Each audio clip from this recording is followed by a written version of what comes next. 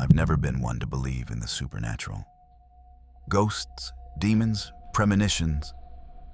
Those were stories for campfires, not for a guy like me, a data analyst with a mortgage and a coffee addiction. But after what happened last month, I'm not so sure anymore. It started with the dreams, vivid, suffocating dreams that felt more real than waking life. And now I'm questioning everything, my sanity, my reality, and whether I'll ever sleep again. It began on a Tuesday night, the kind of ordinary evening where you're microwaving leftovers and scrolling through your phone. I'd been stressed. Work was a grind. And my girlfriend Claire had been distant, her texts curt and her calls non-existent. I figured it was just a rough patch. That night, I went to bed early, hoping to shake off the fog of exhaustion.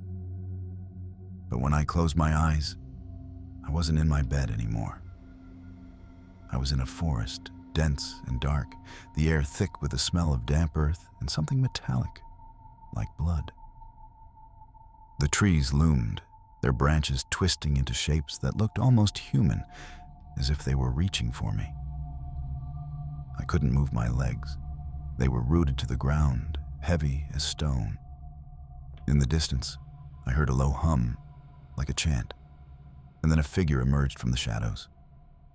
It was Claire, but not Claire. Her face was hers, pale skin, sharp cheekbones, but her eyes were wrong. They were black, hollow, like voids that swallowed light. She smiled, and her teeth were too sharp, too many. "You're not supposed to be here," she whispered, her voice echoing inside my skull. Then she lunged. I woke up gasping, my heart hammering so hard I thought it'd crack my ribs. The clock read 3:17 a.m. My sheets were soaked with sweat, and my bedroom felt too small, like the walls were closing in.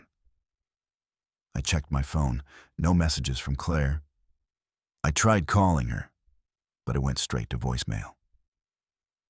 Just a dream, I told myself, but my hands wouldn't stop shaking. The next day, I couldn't focus. At work, numbers blurred on my screen, and my coworker, Mike, noticed. "You look like you saw a ghost, man," he said, half joking. I forced a laugh, but the image of Claire's black eyes lingered. That night, I hesitated before bed, downing a glass of whiskey to dull my nerves. Sleep came reluctantly, and when it did, the forest was waiting. This time, I could move, but every step felt like wading through mud. The chanting was louder, a rhythmic pulse that vibrated in my chest. I saw Claire again, standing in a clearing, her back to me. Her hair was matted, streaked with something dark and glistening. "Claire?" I called, my voice trembling. She turned slowly, and I froze. Her face was decomposing, skin peeling away, revealing bone and muscle beneath. "You brought me here," she hissed, and the ground beneath me split open, swallowing me into darkness. I woke up screaming, my throat raw. It was 3:17 a.m. again. My phone was buzzing, Claire's name on the screen. I answered, my voice hoarse. "Claire, thank God. Are you okay?" There was a long pause, then her voice flat and cold. Why wouldn't I be? She sounded normal, but something was off, like she was reading a script. I asked if we could meet, and she agreed, but her tone stayed distant. I didn't sleep the rest of the night. The next day, I met Claire at a coffee shop. She looked like herself. Blue eyes, no sharp teeth, no decay. But I couldn't shake the unease. She barely made eye contact, stirring her latte endlessly. "You've been weird," I said, trying to keep it light. She shrugged. "Just busy." But when she reached for her cup, I saw it. A faint scar on her wrist, shaped like a crescent moon. It hadn't been there before. In my dream, the thing wearing Claire's face had the same mark. That night, I didn't want to sleep, but exhaustion won. The forest was different this time, thicker, the air heavier with that metallic stench. The chanting was deafening, and Claire was there, but she wasn't alone. Shadows moved around her, humanoid but wrong, their limbs too long, their movements jerky. "You see it now," she said, her voice layered, like multiple people speaking at once. She pointed at me, and the shadows turned. Their faces were featureless, just smooth, pale skin. But I felt their hunger. I ran, branches tearing at my skin, until I tripped and fell into a pit. Hands grabbed me, cold and clammy, pulling me down. I woke up at 3:17 a.m., my arms stinging. When I checked, there were scratches, red, angry lines crisscrossing my forearms. I hadn't left my bed. I called Claire, but her phone was off. Panic clawed at me. I drove to her apartment, banging on the door until her roommate answered, bleary-eyed. "She's not here," she said. "She left last night, said she needed space." My stomach dropped. Where was she? The dreams got worse. Each night the forest grew more vivid, the shadows closer. I started seeing things when I was awake. Flickers of movement in mirrors, whispers in empty rooms. At work, Mike found me staring at my scratched arms. "You need help, man," he said, but I brushed him off. I couldn't explain it without sounding insane. Then I found the note. It was in my jacket pocket, written in Claire's handwriting. "You can't run from it." I hadn't seen her in days, and her roommate said she still hadn't come home. I stopped sleeping, surviving on coffee and fear. But my body betrayed me. The next dream wasn't a forest. It was my apartment, but wrong. The walls pulsed, breathing, and Claire stood in the center, her eyes black again. "You invited it in," she said, and the shadows poured from her mouth, filling the room until I couldn't breathe. I woke up choking, my apartment exactly as it was in the dream. My phone buzzed, a text from Claire. "Check your closet." My heart stopped. I grabbed a kitchen knife and approached the closet, my hands trembling. I flung the door open. Nothing, just clothes and boxes. But as I turned away, I heard it. A low hum like the chanting from my dreams. It was coming from inside the closet. I haven't slept since. I've been researching, scouring the internet for answers. I found stories of dream bleed, where nightmares seep into reality, but they're dismissed as folklore. I don't know what's happening, but I know it's not just in my head. The scratches on my arms haven't healed. The humming follows me now, even in daylight. And last night, I found another note in Claire's handwriting, slipped under my door. It's almost here. I don't know if Claire is still Claire or if she ever was. I don't know if I'm losing my mind or if something followed me out of that forest. But I feel it watching me, waiting. And every time I close my eyes, I'm terrified I won't wake up in my world anymore. I've always been a skeptic. Urban legends, ghost stories, tales of things that go bump in the night. I dismissed them as fiction for people with too much imagination. I'm a mechanic, grounded in the real world of wrenches and oil stains. But now, after what's been happening, I'm not sure what's real anymore. It started with the dreams, vivid, relentless, and far too close to reality. Now, I'm scared to close my eyes, afraid of what's waiting on the other side. It began 3 weeks ago, on a rainy Thursday night. I just finished a double shift at the garage, my hands still smelling of grease. Exhausted, I crashed on my couch, not even bothering to change. Sleep hit me like a freight train, and that's when I saw it. I was in my apartment, but it wasn't right. The walls were covered in a slick, black mold that pulsed like it was alive. The air was thick, heavy with a sour stench. In the corner of my living room stood a figure, a man, tall and thin, his face hidden in shadow. He didn't move, but I felt his eyes on me, boring into my skull. "You're not ready," he said, his voice low, like gravel scraping together. Then the wall started to bleed, dark liquid pooling at my feet. I jolted awake, my heart racing. The clock on my TV blinked 2:43 a.m. My apartment looked normal, no mold, no blood. But my skin was clammy, and my mouth tasted like I'd swallowed something rotten. I checked every room, even the closets, half expecting to see that figure. Nothing. Just a bad dream, I told myself.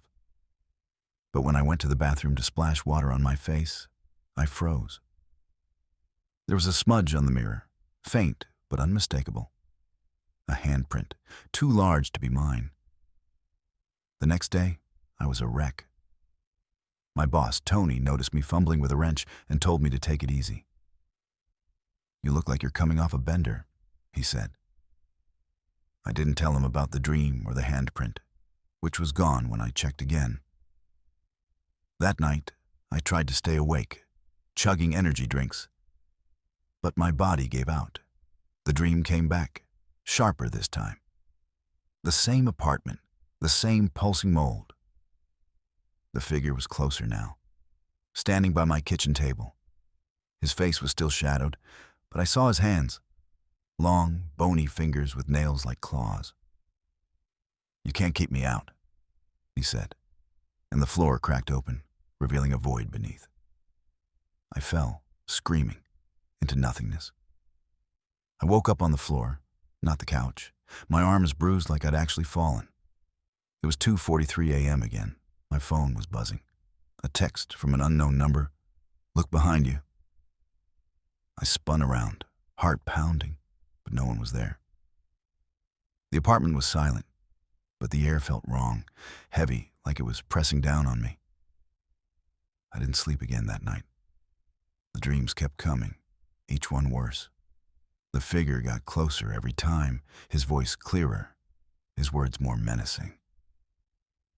"You're mine now," he'd say, or "You open the door." The apartment in the dreams started to change. Furniture rearranged, walls warping, my tools scattered across the floor covered in that black mold. And every morning, I'd wake at 2:43 a.m., finding small things out of place in real life. A wrench on the counter instead of in my toolbox, a chair moved slightly, a faint smell of decay that vanished when I tried to find its source. I started researching online, desperate for answers. I found forums about lucid nightmares and dream bleed, where people claimed their dreams were leaking into reality. Most of it sounded like nonsense, but one post stuck with me. A guy described a shadow figure that followed him from dreams, leaving marks in his house. He said it stopped when he burned sage and salt. I tried it, feeling ridiculous as I waved a smoldering bundle around my apartment. It didn't help. That night, the figure was in my bedroom, inches from my face. His breath smelled like rot. "You can't stop it," he whispered. And I woke up choking, my throat burning like I'd inhaled smoke. Then things got physical. I found scratches on my arms, shallow but real, appearing after dreams where the figure's claws grazed me. My neighbor, Mrs. Delgado, asked why I looked so pale, and when I mumbled about bad dreams, her face tightened. "Be careful," she said. "Some dreams aren't yours." She gave me a small cross necklace, which I wore out of politeness, but it didn't help. The dreams grew more vivid, the figure's face starting to take shape, pale, stretched skin, eyes like oil slicks. He started leaving things behind. A single black nail on my nightstand, a smear of mold on my pillow. Last week, I saw him when I was awake. I was fixing a car at the garage, alone after hours, when I felt it. That heavy air, that sour smell. I looked up and there he was, standing in the corner of the shop, just watching. I blinked, and he was gone. But a wrench I'd left on the bench was now on the floor, coated in black grime. I quit going to work after that. Tony thinks I'm having a breakdown, and maybe I am. Last night was the worst. In the dream, the figure didn't speak. He just reached out, his claws sinking into my chest. I felt it. Real pain, sharp and cold. When I woke, it was 2:43 a.m. My shirt was torn, a red welt across my sternum. My phone buzzed again. Another text from an unknown number. You're not dreaming anymore. I haven't slept since. I keep finding black smudges around my apartment, on doorknobs, in corners, under my bed. The cross necklace is gone, vanished from my neck. And the air is always heavy now, like something standing just out of sight. I don't know what he wants or why he's here. Did I do something to open the door, like he said? All I know is the dreams aren't just dreams anymore. He's crossing over, and I'm running out of time. Every creak in my apartment, every shadow in the corner feels like him. And I swear as I write this, I hear his voice, faint but clear. You're ready now. I've never put much stock in dreams. They're just your brain sorting through the day's noise, right? As a freelance photographer, I deal in what I can see through a lens. Tangible, real. But the past few weeks have turned everything I thought I knew upside down. The dreams I've been having aren't just in my head anymore. They're creeping into my life, my reality, and I'm starting to think I might not make it out of this. It started on a Monday night, after a long day editing photos in my cramped studio apartment. I'd been working on a series of urban decay shots, abandoned buildings, rusted machinery, the kind of stuff that makes you feel like time's eating the world alive. Exhausted, I fell asleep at my desk, my laptop still glowing. That's when the first dream hit. I was in one of those buildings from my photos, a crumbling factory with broken windows and a floor littered with glass. The air was thick with dust, and a faint ticking sound echoed, like a clock, but off rhythm. Then I saw it. A door at the far end of the room, one I didn't remember from the shoot. It was old, wooden, with a faint red glow seeping through the cracks. I walked toward it, my boots crunching on glass, and as I reached for the handle, a voice whispered behind me, "Don't open it." I turned, but no one was there. The ticking stopped, and the silence was worse. I woke up at my desk, my neck stiff, my laptop screen dark. The clock read 4:12 a.m. My apartment was quiet, but I couldn't shake the feeling that someone had been there. I checked the door, locked. Still, my skin prickled. And when I looked at my latest photo edits, one image was wrong. It was the factory, but the door from my dream was there, glowing faintly red. I hadn't photographed that. I deleted the file, my hands shaking, and tried to convince myself it was a glitch. The next day, I felt off, like I was moving through fog. My friend Jake, who sometimes helps with my shoots, noticed. "You look like you haven't slept in a week," he said over coffee. I didn't tell him about the dream or the photo. I didn't want to sound unhinged. That night, I avoided my desk and went to bed, hoping for dreamless sleep. No such luck. I was back in the factory, the ticking louder, the red door closer. The air felt electric, like a storm was coming. I heard the whisper again, "Don't open it." But this time, I saw something in the shadows. A shape, human but not, its limbs bent at wrong angles, its head twitching like a broken machine. It didn't move toward me, just watched, and I felt its gaze like a weight. I reached for the door anyway, my hand trembling, and the handle burned my palm. I woke up gasping, my hand stinging. It was 4:12 a.m. again. When I checked my palm, there was a red mark, like a burn, though it faded by morning. My laptop was on, showing the same factory photo with a red door. I hadn't opened that file. I unplugged the laptop, stuffed it in a drawer, and spent the day trying to focus on anything else. But the ticking from the dream followed me, faint but constant, like it was coming from inside my walls. The dreams kept coming, each one pulling me closer to that door. The shape in the shadows grew clearer, a figure with no face, just a smooth, pale surface where eyes should be. It never spoke, but the whisper did, always the same. Don't open it. Yet every night, I felt drawn to the door, like it was calling me. In the waking world, things started to slip. I'd find glass shards on my floor, though I hadn't broken anything. My photos, prints, digital files, even negatives, began showing that red door even in shots where it couldn't possibly be. Jake came over to check on me, and when he saw the photos, he went pale. "Dude, what is this? You didn't take these." I couldn't explain it. He left in a hurry, and I haven't heard from him since. Last week, the dreams changed. The figure was gone, but the door was open, the red glow spilling out like blood.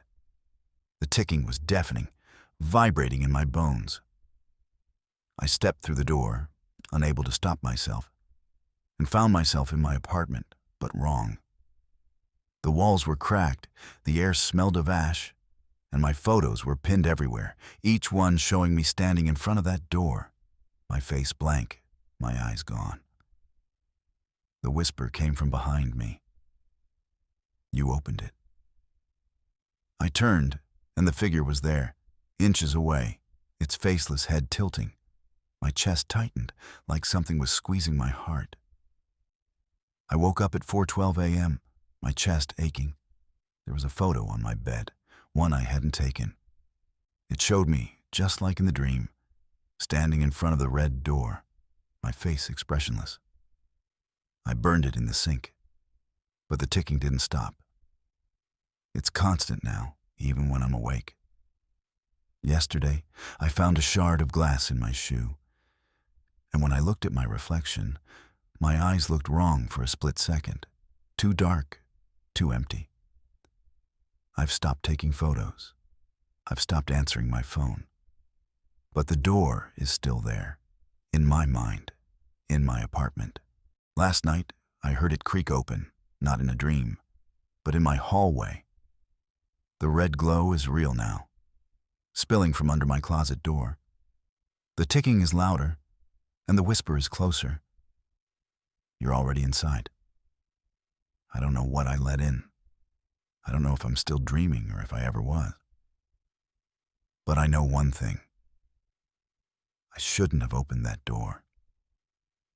And now, whatever's on the other side is here, with me, and it's not leaving.